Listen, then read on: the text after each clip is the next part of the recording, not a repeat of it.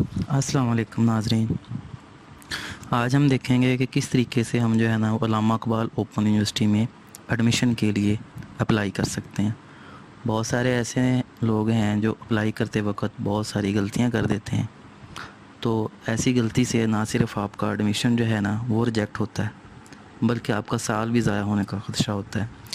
तो इसीलिए अप्लाई करने से पहले लाज़मी है कि आप जो है ना वो एक दफ़ा ये मुकम्मल गाइडलाइन ले लें कि किस तरीके से जो है ना वो यूनिवर्सिटीज़ में अप्लाई करना है।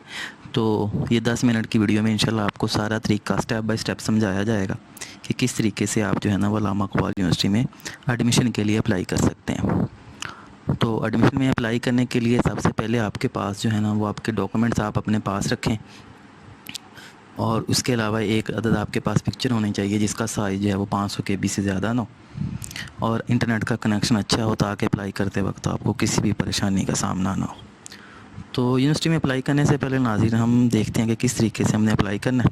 उसके लिए सबसे पहले आपने चले जाना है गूगल पे। यहाँ पे गूगल पे ओपन करना है। मैं डायरेक्ट URL ओपन नहीं कर रहा क्योंकि बाद का वो इसका पूरा लिंक याद नहीं होता। तो आपने यहाँ पे लिखना है AIOU लिखेंगे तो यहाँ पे जो है ना वो एक विंडो ओपन होगी। अगर आप सबसे ऊपर में यहाँ पे देखें तो अल्लामा इक़बाल ओपन यूनिवर्सिटी, ये इसका लिंक आ गया। आपने इस पर क्लिक करना है। जैसे ही हम इस पर क्लिक करेंगे तो हम ये अल्लामा इक़बाल की ऑफिशियल वेबसाइट जो है वहाँ पे आ गए।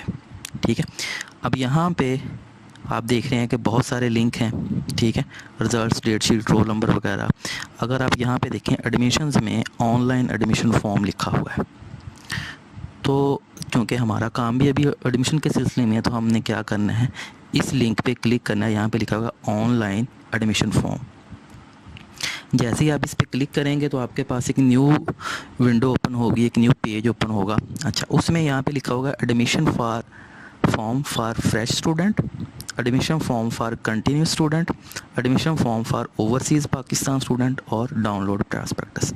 तो नाज़रीन, ये सबसे जो पहला फॉर्म है, लिंक है, इसमें है कि बिल्कुल ही फ्रेश स्टूडेंट, ऐसे स्टूडेंट जिन्होंने एक दफ़ा भी IOB से कुछ भी नहीं किया, अल्लामा इक़बाल ओपन यूनिवर्सिटी से एक दफ़ा भी डिग्री हासिल नहीं की। फॉर एग्ज़ाम्पल आपने BEd वगैरह के लिए भी एक दफ़ा भी रजिस्ट्रेशन आपकी नहीं हुई, वो फ्रेश स्टूडेंट इस लिंक पे क्लिक करेंगे।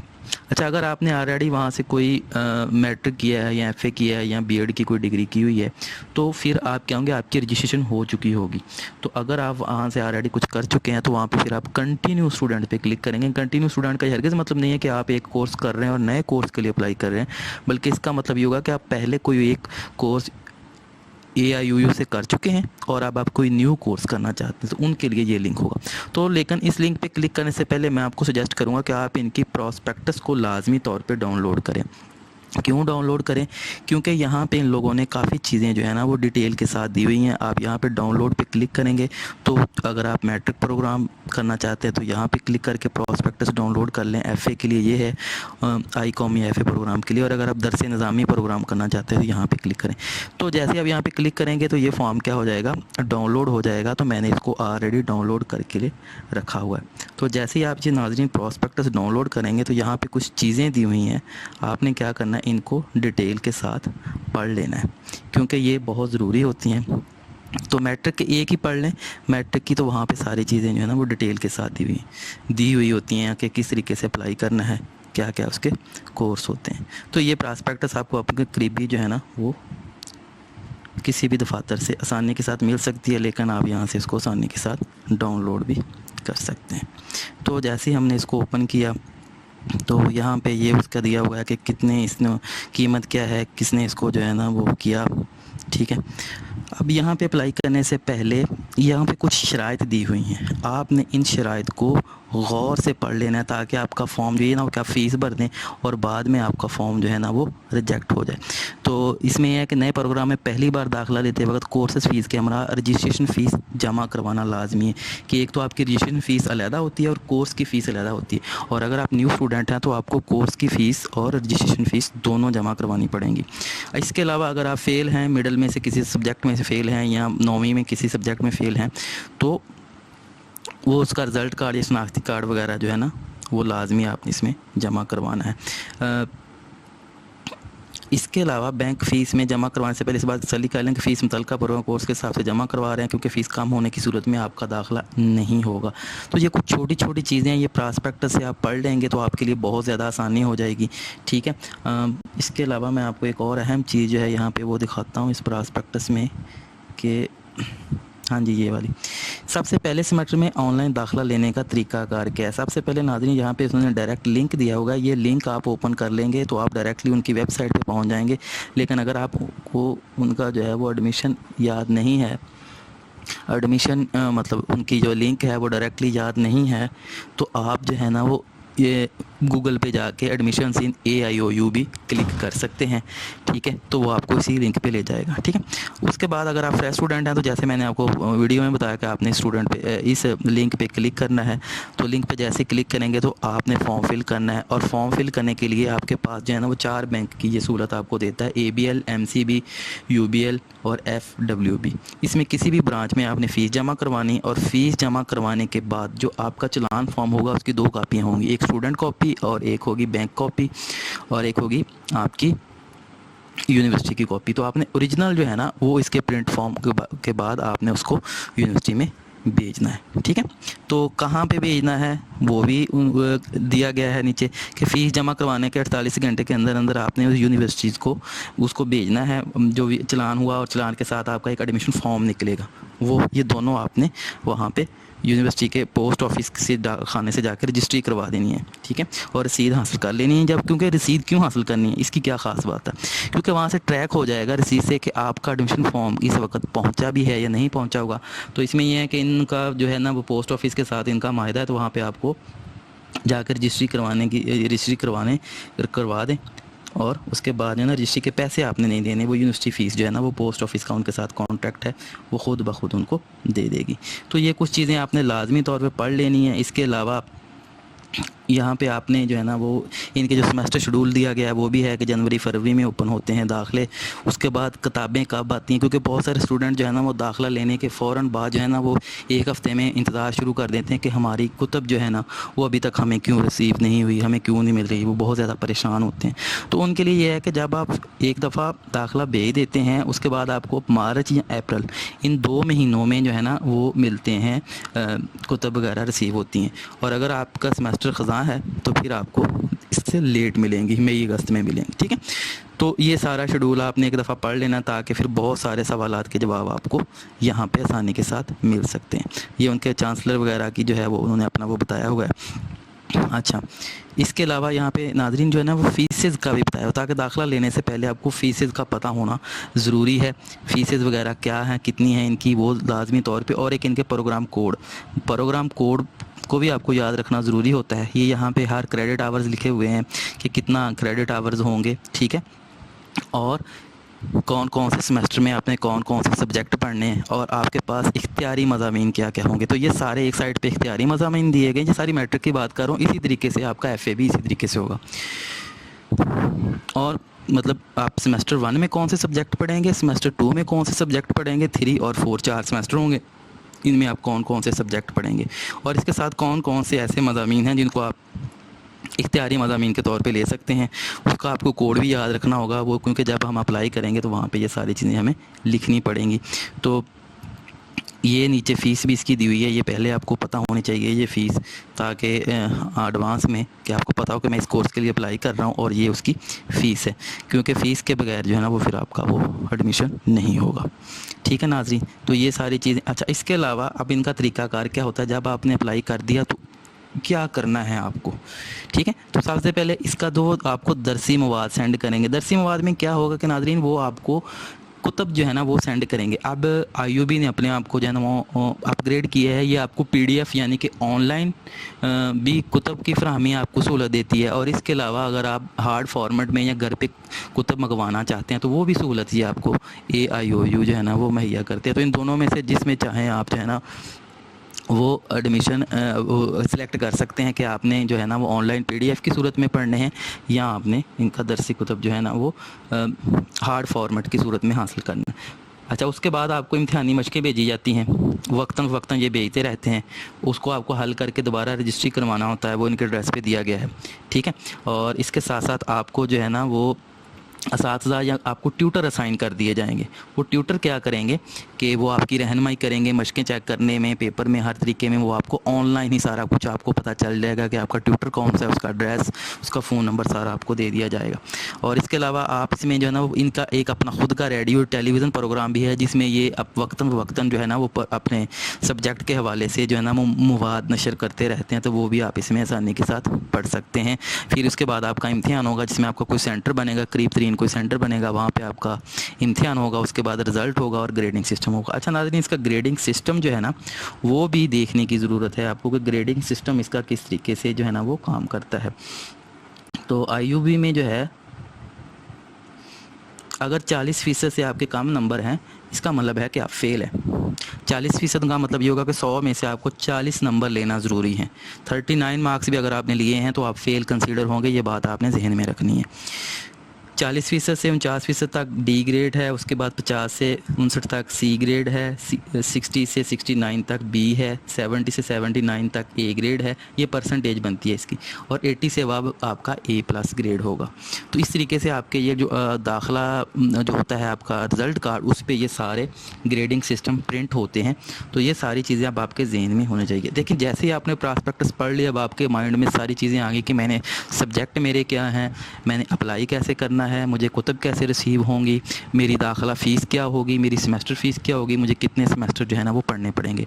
इसके बाद अब आपने जाना है इनकी वहीं वेबसाइट पे, और अब आपने जो है ना एज अ फ्रेश स्टूडेंट वहाँ पे क्लिक करना है अप्लाई के लिए। अब नाज़रीन, हम चूँकि फ्रेश स्टूडेंट हैं तो हम यहाँ पे जो है ना वो क्लिक करेंगे। तो यहाँ पे क्लिक करने के बाद ये जो फर्स्ट आपको नज़र आ रहा है, यह है रजिस्ट्रेशन। रजिस्ट्रेशन पे आपने क्लिक नहीं करना, क्योंकि ये ऑलरेडी जो रजिस्टर हैं स्टूडेंट्स, ये उनके लिए होता है। यहाँ पे आपने सबसे पहले अपने स्टूडेंट नेम यहाँ पे प्रिंट करना है, ठीक है। स्टूडेंट नेम क्या है, ये आपने फुल नेम लिखना है जी यहाँ पे, ठीक है। जो भी आपका नाम होगा वो यहाँ पे आपने टाइप कर देना है, ठीक है।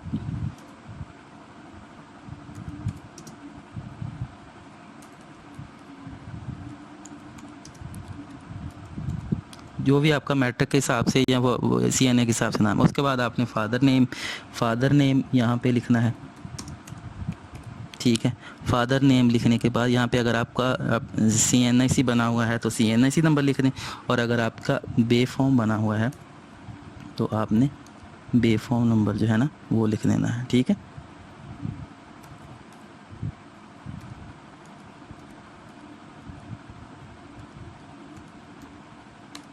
ठीक है। और यहाँ पे आपने डेट ऑफ बर्थ, जो भी आपकी डेट ऑफ बर्थ होगी वो यहाँ पे आपने यहाँ पे लिख देनी है, ठीक है। जेंडर मेल फीमेल जो भी हो वो आपने लिख देना है। मटेरियल स्टेटस मतलब सिंगल है या मैरिड है वो आपने लिख देना है यहाँ पे। उसके बाद सिलेक्टेड बुक्स, यहाँ पे मैं ये कह रहा था आपको, ये समझाने की कोशिश कर रहा था। अब इनके पास 2 तरह की होती है बुक का ऑप्शन।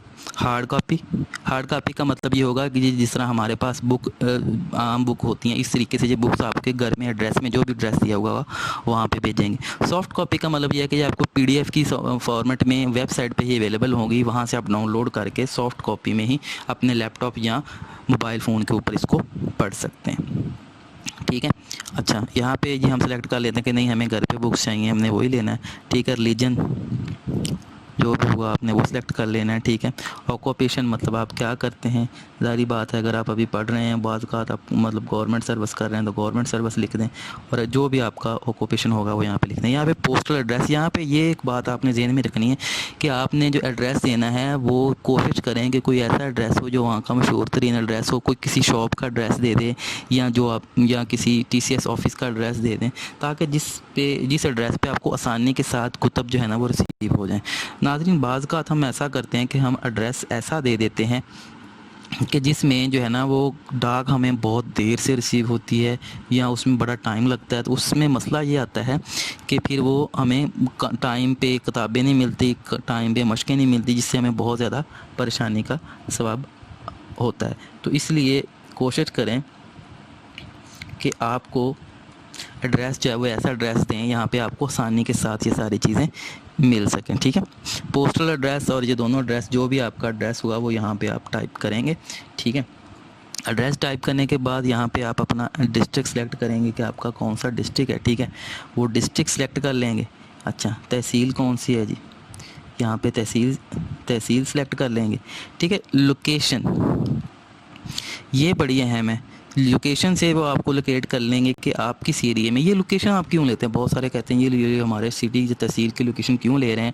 ये लोकेशन आपकी इसलिए ली जाती है कि कल को वो आपको ट्यूटर असाइन करना होता है, तो उनकी कोशिश ये होती है कि आपके करीब तरीन जो भी ट्यूटर हो, जो भी आपका साथ अवेलेबल हो, वो आपको जो है ना वो अवेल किया जाए, ताकि आप आसानी के साथ जो है ना वो इसमें कर सकें, उस ट्यूटर के साथ रब्ता कर सकें और उस ट्यूटर के से जो भी मालूमात लेनी है उसकी रसाई आपके लिए आसान हो जाए, ठीक है।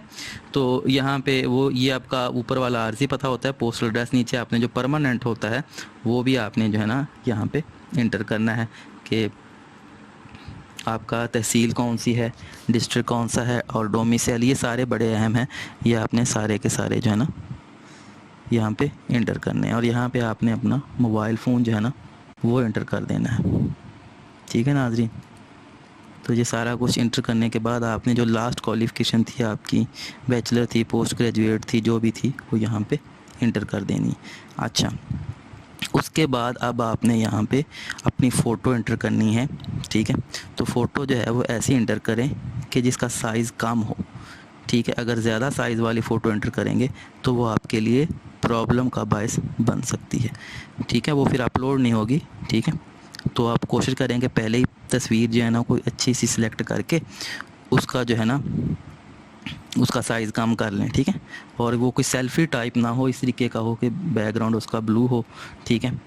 और जो है ना वो अच्छी सी हो, प्रोफेशनल पिक, क्योंकि जब आपकी डिग्री के साथ प्रिंट होके आएगी तो वो अगर सेल्फ़ी टाइप होगी तो कोई अच्छी नहीं लगेगी। आप उसको जो है ना वो कोशिश करें कि आप उसको जो है ना ब्लू बैकग्राउंड से या उसको जो है ना वो किसी कैमरा मैन से बनवा लें और वो यहाँ पे अपलोड करें। और अगर आपने फ़ोन से भी बनानी है तो उसको थोड़ी सेटिंग कर लें और साइज़ उसका कम कर लें, ठीक है। अच्छा, उसके बाद आपने जी कौन सा प्रोग्राम सेलेक्ट करना है, यानी कि ये है कि कौन से कोर्स में जो है ना वो आप एडमिशन लेना चाहते हैं। यहाँ पे स्पेशलाइजेशन, ठीक है, वो मैट्रिक हमारी आपने किस में करना है, जर्नल में करना है, दरस निज़ामी में करना है या टेक्निकल में करना है, ठीक है। वो यहाँ पे जो भी आप सेलेक्ट करेंगे उससे रेलिवेंट जो है ना वो चीज़ें सामने आ जाएंगी, ठीक है। इसके अलावा आपने कौन सा कोर्स लेना है, इस्लामियत, क्योंकि ये देखें यहाँ पे दो कोर्सेज आ रहे हैं, एक होता है इस्लामियत कंपलसरी और होता है एथिक्स। अगर मुस्लिम आप सेलेक्ट करेंगे तो लाजमी बात है आप इस्लामियत पढ़ेंगे, और अगर आप नॉन मुस्लिम हैं तो एथिक्स वगैरह वो आपने सेलेक्ट करना है, ठीक है। जैसे ही आप इनको सेलेक्ट करेंगे तो आप देख रहे हैं यहाँ पे उसकी फ़ी वगैरह भी दी गई है, ठीक है। तो ये कितनी फ़ी आपकी बनती है वो सारी यहाँ पे वैसे की वैसे आ जाएगी, ठीक है। और अगर मैं हायर सेकेंडरी सेलेक्ट करता हूँ कि मैंने करना है एफ़ए करना है या आईकॉम करना है, तो वो जैसे मैं सेलेक्ट करता हूँ आप देखते हैं कि नीचे उससे रेलिवेंट जो है ना फ़ी भी चेंज हो रही है। तो जो भी कोर्स सेलेक्ट करेंगे उसी से हवाले से ये चीज़ें यहाँ पे चेंज होती रहेंगी। आप मैट्रिक के लिए अप्लाई करते हैं आप उसके लिए कम फ़ीस है, आईकॉम के लिए अप्लाई करते हैं उसके लिए ज़्यादा फ़ीस है। तो जैसे ही आप चेंज करेंगे तो नीचे आप देख रहे हैं कि ये चीज़ें भी चेंज हो रही हैं, ठीक है। तो ये मुस्लिम नॉन मुस्लिम के लिए इस्लामियत और पाक स्टडी ये तो कंपलसरी है, ठीक है। इंग्लिश जो है ना वो आपके लिए कंपलसरी होगी। जो टोटल फ़ी आपकी जो सामने आ रही है, ठीक है। और उसके बाद हमने नेक्स्ट के बटन पे क्लिक कर देना है। जैसे ही आप नेक्स्ट के बटन पे क्लिक करेंगे तो यहाँ पे आपको जो है ना वो कुछ और चीज़ें पूछी जाएंगी। फॉर एग्ज़ाम्पल ये मैट्रिक और इंटरमीडिएट सारा कुछ आपने एंटर करना है कि मैट्रिक आपने कौन से सन में किया था। ठीक, अगर तो आप मैट्रिक कर रहे हैं फिर तो कुछ भी इंटर करने की ज़रूरत नहीं है, लेकिन अगर आप इंटरमीडिएट कोर्स कर रहे हैं तो लाजमी बात है आपको मैट्रिक जो है ना वो इंटर करना पड़ेगा कि कौन से ईयर में मैंने जो है ना वो मैट्रिक किया है, ठीक है। वो डिवीज़न कौन सी थी, ग्रेड आप डिवीज़न लिख दें, ये मेरी फ़र्स्ट डिवीज़न थी, ठीक है। मेजर सब्जेक्ट क्या थे, ठीक है, यहाँ पे साइंस लिख दें, साइंस लिख दें और फिज़िक्स लिख दें, ठीक है, और केमिस्ट्री लिख दें कि ये मेरे मेजर सब्जेक्ट। कौन से बोर्ड से मैंने किया था यहाँ पे आप उस बोर्ड का लिख दें, ठीक है जी, कि इस बोर्ड से मैंने जो है ना सब्जेक्ट जो है ना वो किया था, ठीक है। अच्छा, उसके बाद आपने क्या करना है कि आपने प्रोफेशनल इन्फॉर्मेशन भी यहाँ पे देनी है कि आप अगर मतलब जॉब करते हैं या जॉब के हवाले से कौन सी ऑर्गेनाइजेशन है आपकी, ठीक है, तो वो आपने एंटर करने। लेट्स सी कि अगर आप मतलब स्कूल एजुकेशन में अप्लाई जॉब कर रहे हैं तो यहाँ पे SED आपने दे देना है, ठीक है। जॉब में आपने जो है ना वो लिखना है कि जी मैं टीचर हूँ, ठीक है, या जो भी आपका शोबा हो आप वो लिख सकते हैं। आप इसको ब्लैंक भी छोड़ सकते हैं, ठीक है, लाजमी नहीं है कि आप इसको फिल करें, तो ये भी आप अपने यहाँ पे लिख सकते हैं। सॉरी, ये अभी थोड़ा सा प्रिंट पे चला गया, ठीक है, तो वो आप यहाँ पे आसानी के साथ लिख सकते हैं। ये रिफ़्रेश हो गया थोड़ा सा।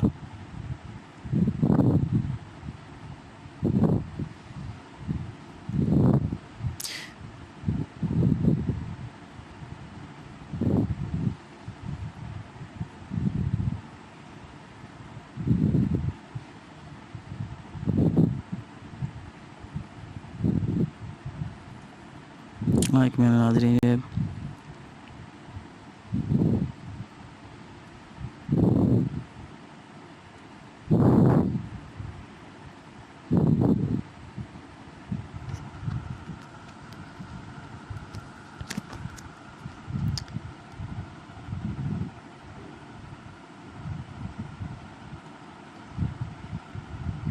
ये हमें यहाँ पे देखना पड़ेगा कि हमने कौन सी फील्ड जो है ना रिफ़्रेश करने के बाद हमने इसको मिस कर दिया है, तो वो फील्ड जो है ना,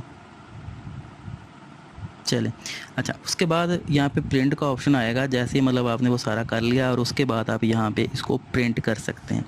तो प्रिंट जो है ना मैं आपको ये सेव करके बताता हूँ कि आपने किस तरीके से करना है। ये लैंडस्केप में आपने नहीं करना, आपने इसको पोर्ट्रेट में करना है, ठीक है, और इसकी सेटिंग वगैरह भी कर लेनी है सारी, ठीक है। वो जब आप प्रिंट करेंगे तो उसकी सेटिंग सारी निकल आएगी, ठीक है।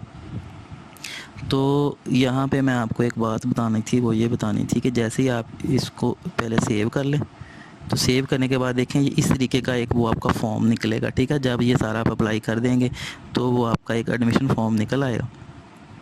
एडमिशन फॉर्म निकलने के बाद ये सारी डिटेल होगी, आपने इसको प्रूफ रीडिंग अच्छे तरीके से कर लेनी है, ठीक है। प्रूफ रीडिंग करने के बाद आपने क्या करना है जी, सारा कुछ सही है आपका, ठीक है, आपने क्या करना है जी, इसका चालान जो है ना वो पे करना है, ठीक है, वो बहुत ज़रूरी है।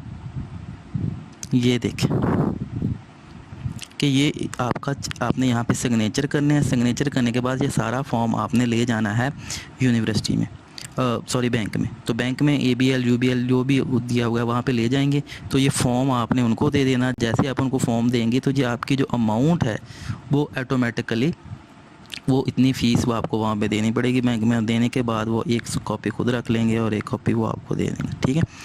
अच्छा, तो ये है कि अब आपने ये सारा कुछ करने के बाद आपने क्या करना है कि UBL MCB या ABL या किसी भी फर्स्ट वुमन बैंक में इसका चालान प्रिंट करके किसी भी एक दिन जमा करवाने के बाद इनके दिए हुए एड्रेस पे सेंड कर देना है। और एड्रेस सेंड करने के बाद आपने कुछ दिन इंतज़ार करना है और फिर ऑनलाइन ही आपको पता चल जाएगा कि आपका एडमिशन कन्फर्म हुआ या नहीं हुआ, ठीक है। अच्छा, वीडियो पसंद आई तो लाइक ज़रूर कीजिएगा, सब्सक्राइब ज़रूर कीजिएगा।